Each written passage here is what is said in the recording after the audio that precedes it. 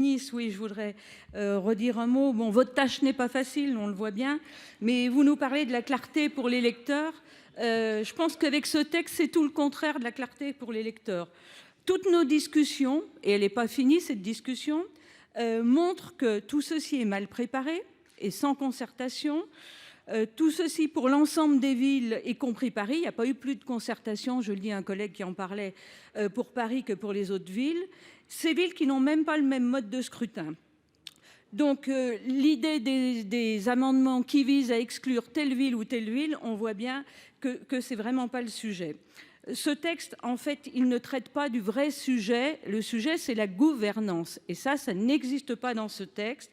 Il entraîne de facto une recentralisation forte au détriment des arrondissements et donc au détriment de qui? Parce qu'il faudrait peut-être se soucier aussi des électeurs, au détriment du service qui leur sera rendu. Et puis, je voudrais aussi reparler d'un malentendu et de le dissiper, ce malentendu, une fois pour toutes. Celui qui nous dit un électeur, une voix, on ne peut pas laisser dire ça. Je pense que ça a été déjà dit, mais je voudrais vraiment le redire. En France, tous les maires sont élus par un conseil municipal. C'est pareil dans les 3 villes.